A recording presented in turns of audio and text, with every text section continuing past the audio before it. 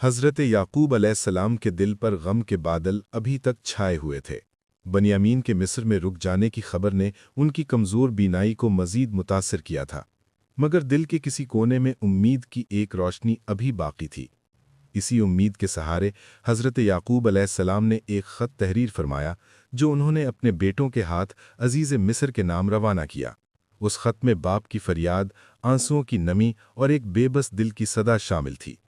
उन्होंने लिखा कि बुनियामीन उनके बुढ़ापे का सहारा है, उसकी जुदाई उनके लिए नाकाबिले बर्दाश्त है।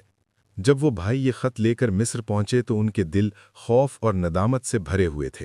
उन्हें मालूम नहीं था कि अजीज़ मिस्र दरअसल उनका बिछड़ा हुआ भाई हज़रत यूसुफ़ अलैहिस्सलाम ही हैं। दरबार में जब ख़त हज़रत यूसुफ़ अलैहिस्सलाम के हाथ में दिया गया तो जैसे ही उन्होंने अपने वालिद का नाम देखा, उनकी आंखों से आंसू बहने लगे।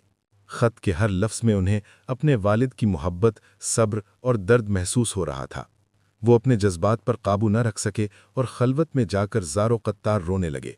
हज़रत यूसुफ़ अलैहिस्सलाम के दिल में बरसों पुराने ज़ख्म ताज़ा हो गए। कनान की वो वादी, वो कुआं, वो अंधेरी रात और भाइयों की बेरहमी, सब कुछ उनकी आंखों के सामने आ गया। मगर साथ ही अल्लाह की वो रहमत भी याद आई, जिसने उन्हें ग़ुलामी से निकालकर मिस्र के ख़जाने का अमीन बना दिया था। उन्होंने अल्लाह का शुक्र अदा किया और एक बड़ा फ़ैसला किया। उसके बाद हज़रत यूसुफ़ अलैहिस्सलाम ने अपने तमाम भाइयों को दरबार में जमा करने का हुक्म दिया। जब सब भाई हाजिर हुए तो फ़िज़ा में अजीब सी खामोशी छा गई।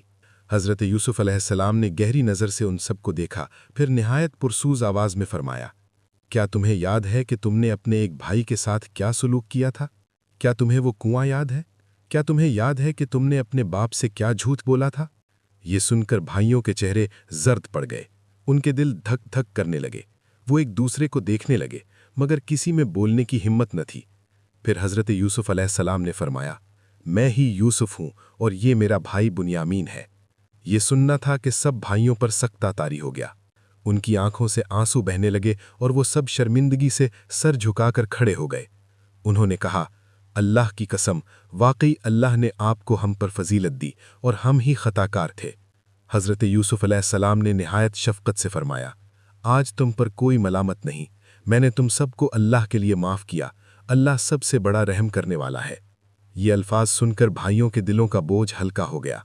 बुनियामीन को अपने सीने से लगाते हुए हज़रत यूसुफ़ अलैहिस्सलाम की आंखों से फिर आंसू बहने लगे, मगर अब ये आंसू गम के नहीं बल्कि रहमत और विसाल के थे।